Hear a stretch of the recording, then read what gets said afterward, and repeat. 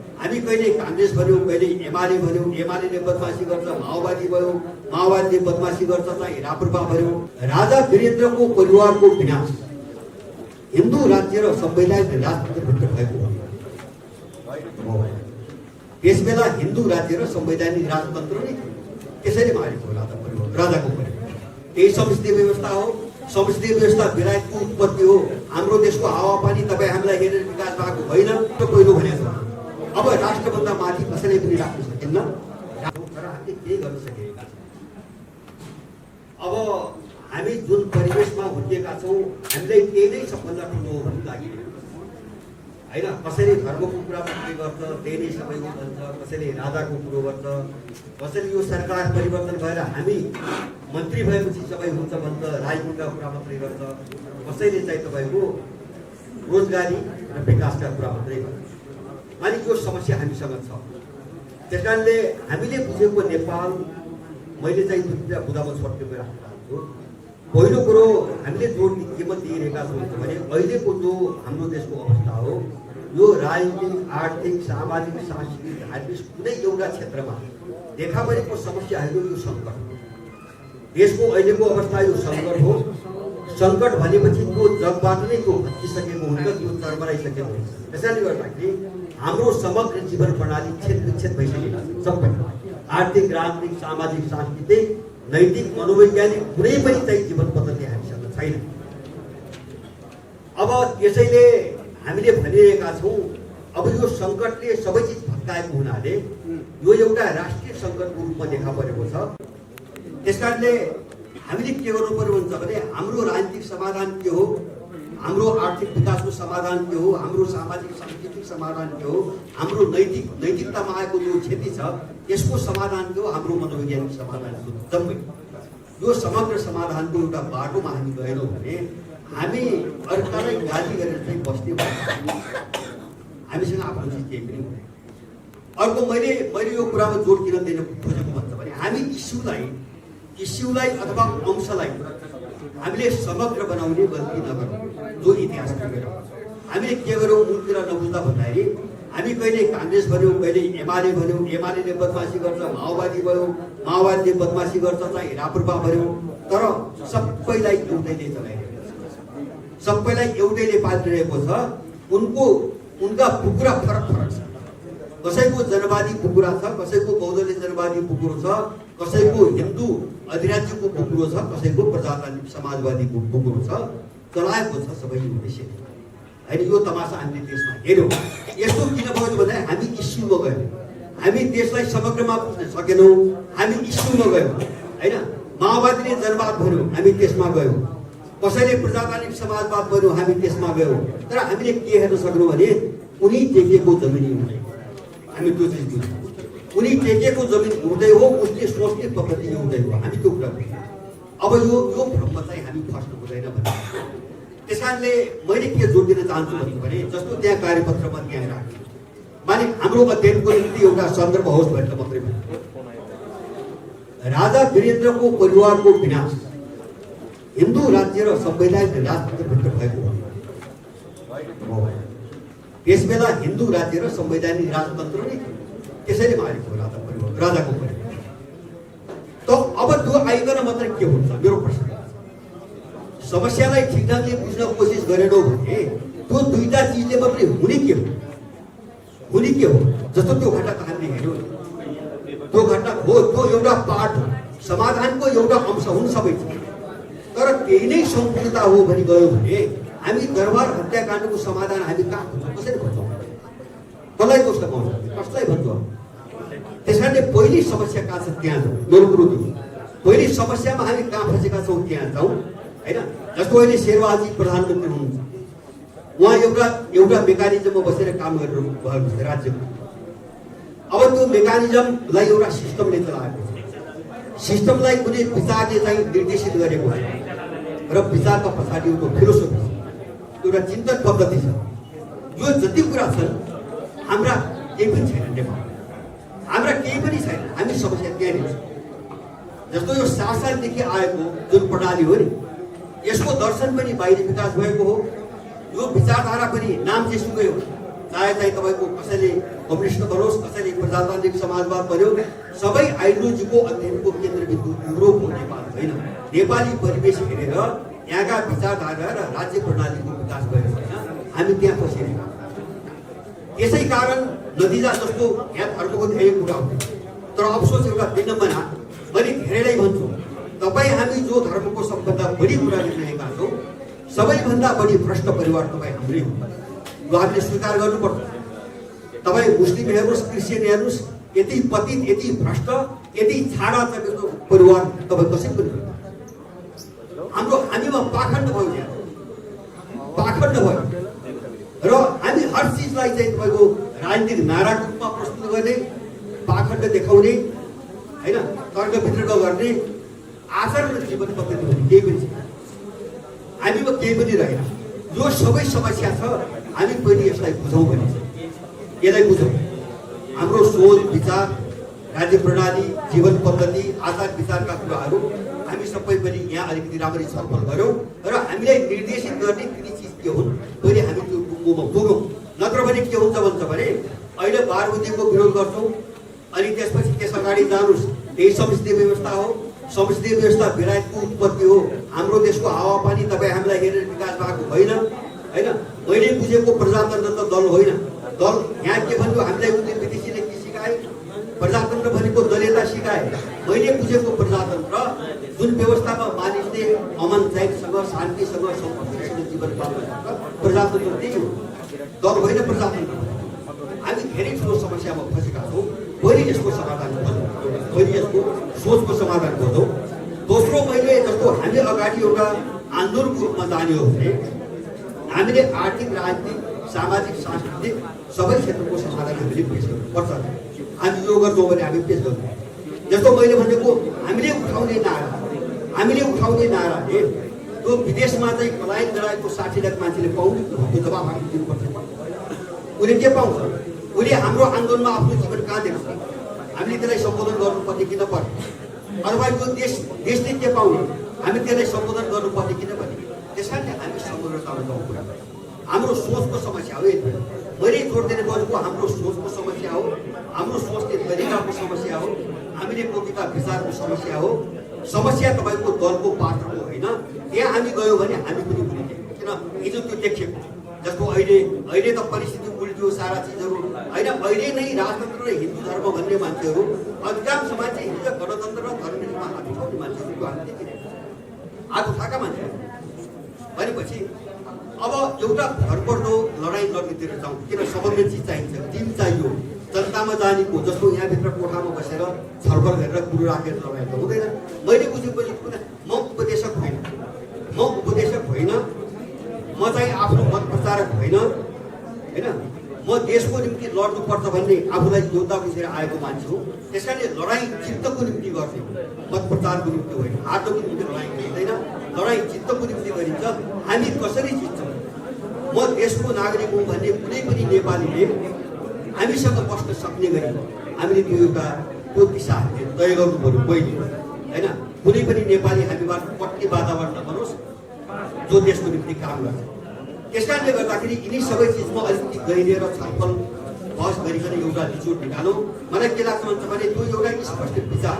मैले फेरि दोहोऱ्याउँछु, हाम्रो समस्या अहिले सोच र विचारकै हो, अरू होइन। सोच र विचारकै बुझ्ने कसरी, पहिले त्यसलाई बुझ्ने कसरी, त्यसपछि त्यसलाई नबुझिकन समाधान के हो भन्ने कुरा कसरी बुझिँदैन पनि। त्यस कारणले पहिले समस्या बुझ्नु र त्यो समस्याको गहिराइनु मेरो भनाइ होइन। त्यस कारणले अलिकति समग्रमा यो चाहिँ 2007 साल त्योभन्दा बढी अगाडि एउटा जो चक्रीभूमिमा फँसिया छौँ नि, फेरि अब के नहोस् भन्छ भने एक थरीले चाहिँ माओवादी इन्डियामा पाल्ने, जनवादी बनाएर इन्डियामा पाल्ने, अर्को थरीलाई प्रजातन्त्रवादी बनाएर सत्तामा पाल्ने, दुईटैले लगानी गर्ने। हामी चाहिँ जनवादी कि प्रजातन्त्रवादी भन्ने हामी मर्ने, हामी मारिने, त्यो खेलमा अब नफसौँ। त्यस कारणले त्यो खेलबाट जोगिनु हो भने अलिकति गम्भीरतापूर्वक गरेर छलफल गरेर जाउँ। छलफल निष्कर्ष हामी इमान्दार छौँ भने निष्कर्ष ननिस्किने कुरा होइन। र बाँकी जो चिजहरू हुन् नि, जस्तो संघीयता, धार्मिकता, गणतन्त्र, अब यो विदेशीको इन्ट्रेस्टमा नेपाललाई कुल्याप्स गर्नुको निम्ति ल्याइएका हौँ। यसमा हामीलाई केही पनि भ्रम छैन। तर हाम्रो एउटै भनाइ छ, हाम्रो एउटै जो छ, राष्ट्र पहिलो भनेको छ। अब राष्ट्रभन्दा माथि कसैले पनि राख्न सकिन्न, राजा पनि राष्ट्रभन्दा माथि छैन, हामी स्वीकार गर्दैनौँ। धर्म पनि मेरो बुझाइ के हुन्छ भने मेरो धर्म राष्ट्रिय धर्म हो, मेरो धर्म कुल धर्म हो, मेरो धर्म स्वधर्म हो। मान्छेको नाताले मैले स्वधर्म निर्वाह गर्नुपर्छ, मसँग कुल धर्म छ। तर हामी केमा प्रश्न छौँ भन्छ भने इन्डियाको सिमाना हिमालय पर्वत श्रृङ्खला हो भन्ने आरएसएसलाई बोक्ने हिन्दुत्व र क्रिस्चियनिटी हो, नेपालको नीति हो। त्यस कारणले राष्ट्रलाई मार्ने धर्म होइन, अधर्म हो। हामी यतिमा पनि क्लियर हुनु, नेपालको सार्वभौमता र अस्तित्वका विरुद्ध जसले आक्रमण गरिरहेको छ त्यसलाई बोक्नु पनि अधर्म हो। त्यस कारणले धर्म के हो त्यसमा पनि हामी बहस गरौँ। हाम्रो कुरो के छ ताकि भोलि अर्को चाहिँ भएको चक्रमा नफसौँ होइन। हामीले निश्चित रूपमा राष्ट्र संस्था चाहिएको छ, तर इन्डियनलाई स्वर्गीय संस्था राख्ने त्रिभुवन होइन, हामी त्यो स्वीकार गर्दैनौँ। हामी देशको निम्ति त्यो कुरो गरिरहेका छौँ होइन। हामी त्यो सिद्धान्तमा कसैको त्यो जन्मजात अधिकार छ भन्ने हिसाबले हामी कुरा गरिरहेका छैनौँ। त्यस कारण चाहिँ देशको सङ्कटलाई राखिकन हामी यो सबै विषयमा बहसमा जाउँ भन्ने आग्रह छ र यिनी सबै मुद्दाहरूले अलिकति गहिरो छलफल र बहसको माग गर्छन्। म यति भन्दै आफ्ना कुराहरू राख्दै र अलिकति व्यापक छलफलमा जाउँ भन्ने अनुरोध गर्दै आफ्ना कुरा राख्छु। धन्यवाद।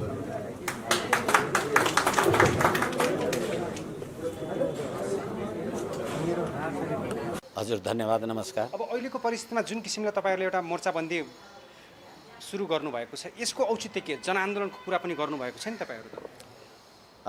निश्चित रूपमा वर्तमान राज्य प्रणाली 62-63 को आन्दोलन पछाडि नेपाली जनतालाई सुख शान्ति समृद्धिको चरम सुख नेपाली जनताले पाउँछन् भनेर आजसम्म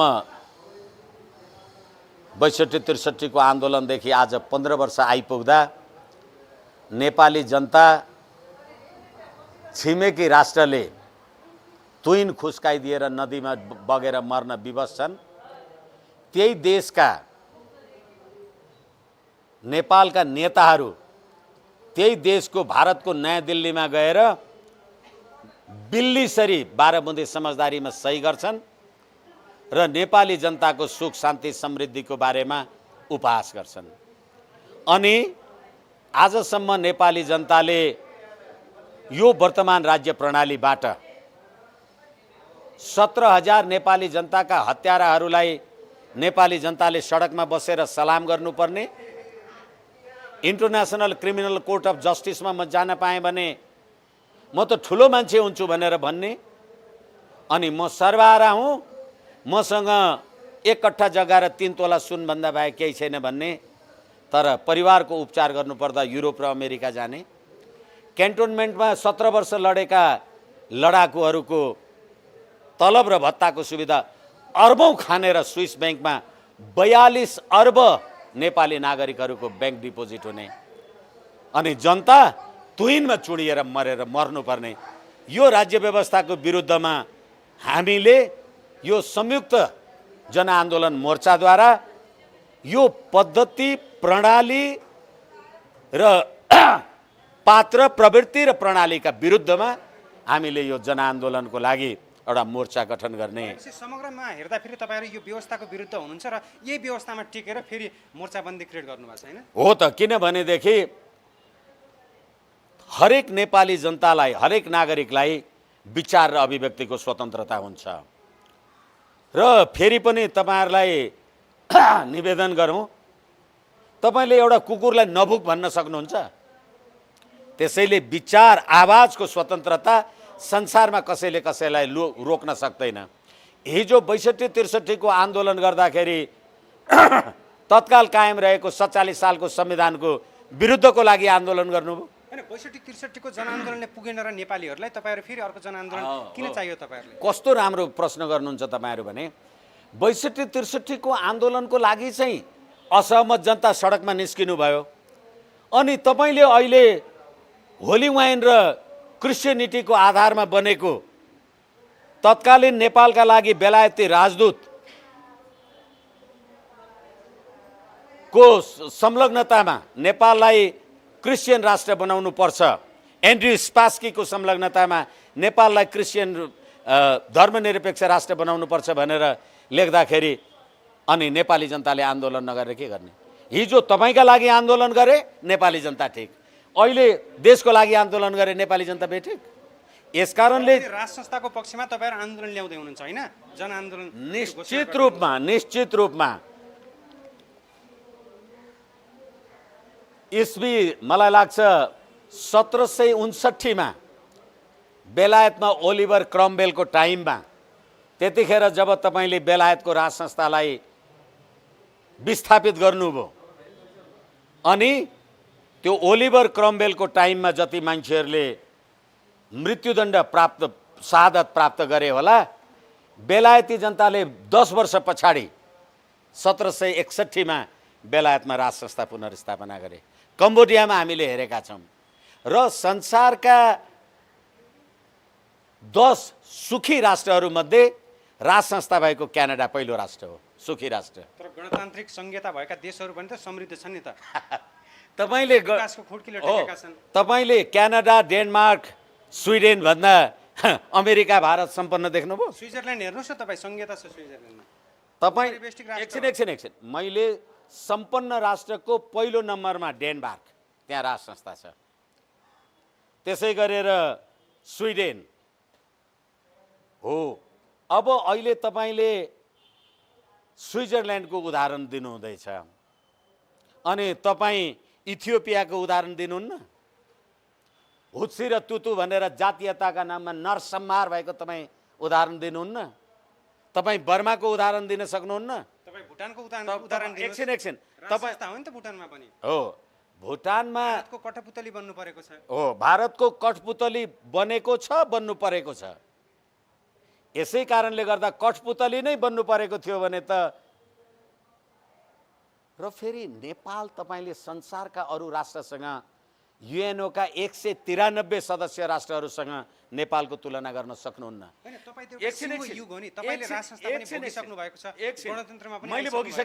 मैले भोगिसकेका छैन। नेपाल राष्ट्रको निर्माण नै राज संस्था र नेपाली जनताको सक्रियतामा बनेको। सामन्ती भए नेपालको इतिहासलाई निकालेर हेर्दा फेरि देश विकासको चरमचुली चुन्न सकेन नि त त्यो बेला। हो, अहिले तपाईँले पञ्चायतकालीन संरचनाहरूमा तपाईँको प्रदेशको बैठक बस्छ। नयाँ एउटा घर बनाउनु भएको छ। हिजो 36 सालमा 36 सालमा आन्दोलन गर्दा बिजुली निभा भनेर ढुङ्गा हान्थे, अहिले बत्ती बाल भनेर ढुङ्गा हान्नुहोस् त कतिवटा बल्छ? त्यतिखेर निरङ्कुशता थियो कि प्रजातन्त्र थियो? यसकारणले गर्दाखेरि नेपाली जनताको राजकीय सत्ता र सम्प्रभु सत्ता नेपाली जनताले चाहे अहिले पृथ्वीनारायण शाहको पालीदेखि हामी यहाँसम्म आउँदाखेरि नेपाल त कहिल्यै पराधीन भएन। तपाईँ 1950 मा स्वतन्त्र भएको, 1947 मा स्वतन्त्र भएको भारतमा अनि सम्प्रभुताको खुट्टा टेकेर प्रणाम गरेर आएर नेपालमा 12 बुँदे लगाउनुहुन्छ होइन? कहाँ गयो तपाईँको स्वाभिमान? यसकारणले गर्दाखेरि सङ्घीय लोकतान्त्रिक धर्मनिरपेक्ष गणतन्त्र हेर्नु भएन? अस्ति भर्खरै केपी ओली शर्माजीको गभर्मेन्टमा बसेको मान्छेले उप प्रधानमन्त्री भएर शपथ ग्रहण गरेको 2 घण्टा बित्दा नबित्दा नेपाललाई बहुल राष्ट्रिय राज्य बनाउनका लागि हामी आएका हौँ, नेपाललाई टुक्रा बनाउन हामी आएका हौँ र यो उद्देश्य पुरा नहुन्जेल हामी काम गर्छौँ भने अनि जसलाई उप प्रधानमन्त्री बनायो त्यसैलाई 2/3 भोट दिएर पठाउने नेपाली जनता होइनन् केपी शर्मा ओलीजीलाई? अनि त्यही केपी शर्मा ओलीको मन्त्री परिषदलाई शपथ ग्रहण गराउने विद्यादेवी राष्ट्रपति भण्डारीजी होइन? अनि राजा ज्ञानेन्द्रले जनताको नासो जनतालाई छोडिदिए भने तपाईँ 2 वर्ष बढी प्रधानमन्त्री हुनलाई 17,000 मान्छे मार्न तयार हुनुहुन्छ। राज संस्थै नेपाली जनताको लागि छोडे भन्यो भने परिस्थिति बुझिदिनुहोस् तपाईँ। त्यो बेलाको परिस्थिति मलाई होइन, म तपाईँहरूलाई बुझ्नका लागि निवेदन गर्छु। राजालाई बाध्यता थियो नि त? एकछिन दबाब थियो अन्तर्राष्ट्रिय। एकछिन 12 बुँदे समझदारी गर्दा मन्सिर 7 गते त्यतिखेर त्यो समझदारीको रोहबरमा बस्ने जेम्स एफ मोरियार्टी अमेरिकाको लागि नेपालको राजदूत, उनले भनेका थिए यो आन्दोलनलाई राजाले सम्बोधन गरेन भने नेपाल अनन्त पीडामा बस्छ भनेको थियो। अहिले के भएको छ? ठ्याक्कै अब यो प्रसङ्ग सँगसँगै अहिलेको अवस्थामा नेपालको राष्ट्रिय राजनीति एमसिसीको गोलचक्करभित्र परिरहेको छ। शेरबहादुर देउवा पनि अहिले सरकारमा हुनुहुन्छ, उहाँले एमसिसी पारित गर्नको लागि हिजोको दिनमा प्रतिपक्षमा हुँदा पनि एमसिसी नेपालको लागि आवश्यकता भनेर भन्नुभएको थियो। केपी शर्मा ओलीको समयमा एमसिसी पारित नभएको कारण अब शेरबहादुर देउवाको कार्यकालमा एमसिसी पारित हुनसक्छ अथवा त्यो एउटा सेटिङ बुनिँदैछ। हिजो सम्झौता 2017मा हेर्दाखेरि र अहिले हेर्दाखेरि के पाउनुहुन्छ? मलाई क्षमा गर्नुहुन्छ र आपत्ति जनाउनुहुन्छ भने नि भन्नुहोस्, केही छैन। तपाईँ हामीहरू सबै पहिले नेपाली होला अनि मात्रै डाक्टर, पत्रकार, वकिल, मास्टर के हुने हो त्यो कुरा हुने होला। यो एमसिसीको प्रस्तावना हरेक नेपालीले पढाएको छ। नेपालको सुशासन, आर्थिक समृद्धिका कुरा गरेका छ। तपाईलाई नेपालको सुशासन अब अमेरिकीले गरिदिनु पर्यो होइन, तपाईँको देशको सुशासन। अनि एमसिसी पारित भयो भने तपाईँको नेपालको संप्रभु लाग्ने कि अमेरिकाको लाग्ने? अमेरिकाको लाग्छ। पढ्नु पर्यो नि। मैले त धेरैचोटि भनेको छु, घरमा छोरो बिग्रियो भनेर महाभारत किनेर ल्याएर पढ्न दिएको युधिष्ठिर होला भनेको पढेर दुर्योधन भएछ। अब के गर्नुहुन्छ? यसैले यो 62-63 को आन्दोलनमा नेपाली जनताले जुन प्रकारको शहादत गरे होला, आज होली वाइन संस्कृति तपाईलाई सुशासनको तकमा कसले दियो थाहा छ? लगभग 2/3 बहुमतले भोट चाहिँ नेपाली जनताले वामपन्थीहरूलाई दिए।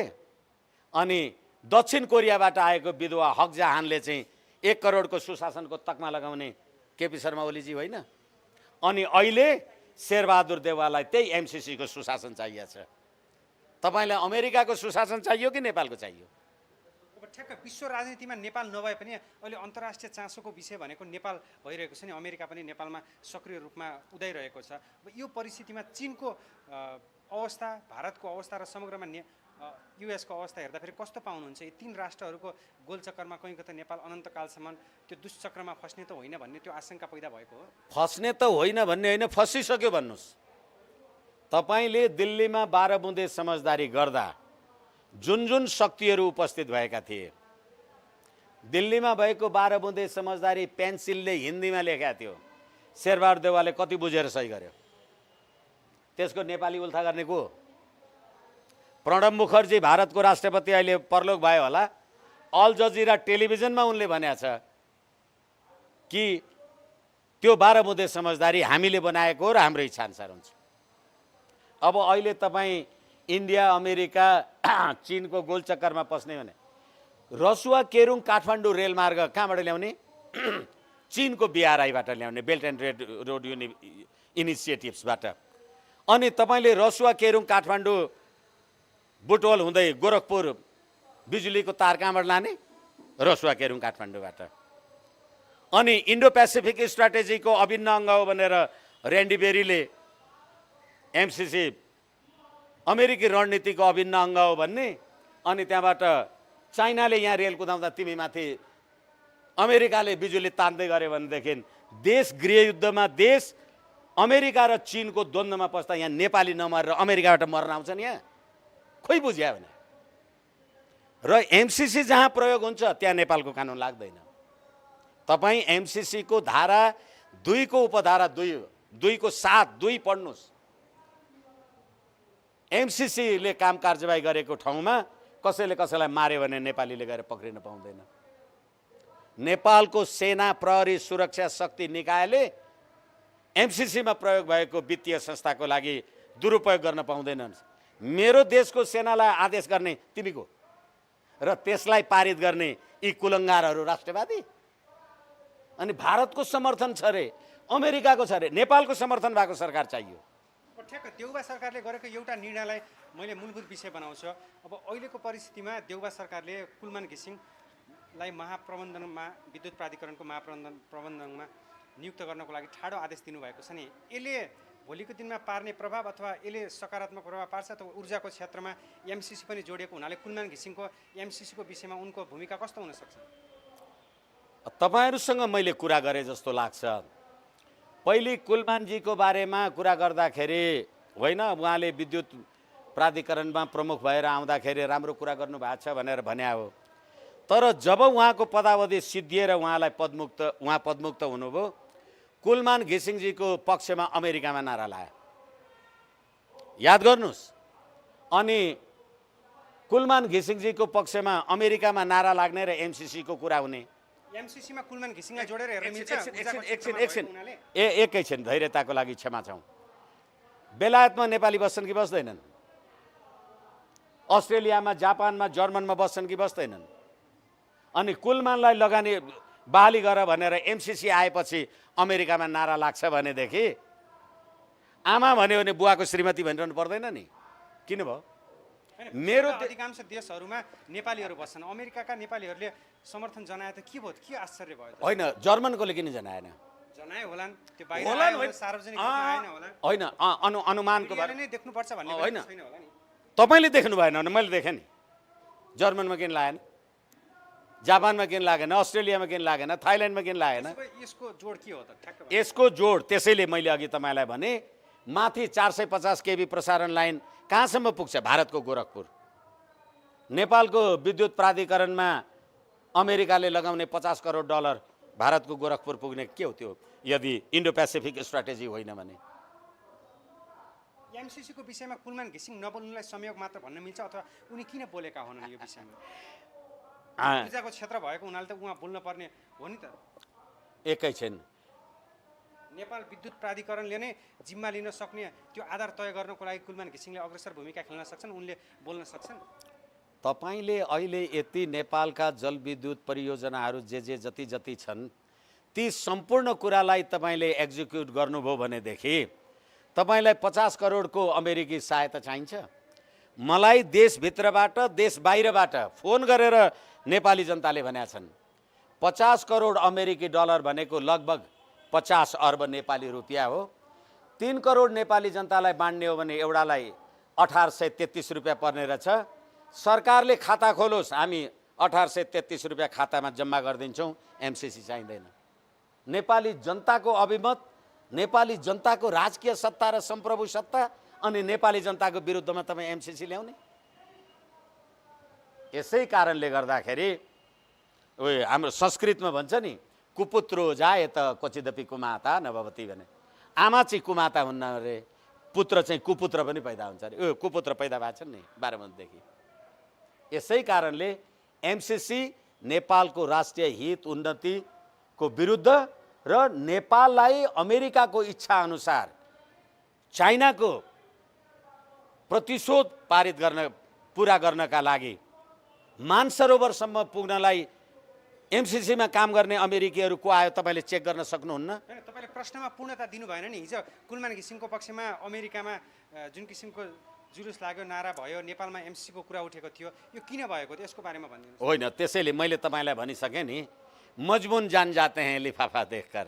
यहाँ एमसिसीको विरुद्धमा नारा लाग्छ अनि कुलमानलाई बहाली गर भनेर अमेरिकामा जुलुस लाग्छ भनेपछि बुझ्नुहोस् न, आमा भनेपछि बुवाको श्रीमती भनिरहनु परेन नि। यसै कारणले म तपाईँलाई अहिले भन्दै थिएँ, रसुवा केरोङ तपाईँले जो गर्दै हुनुहुन्छ त्यहाँ अमेरिकी खुफिया नियोगका मान्छेहरू आएर मानसरोवरसम्म पुग्यो भने केयुएचओ भन्ने मान्छे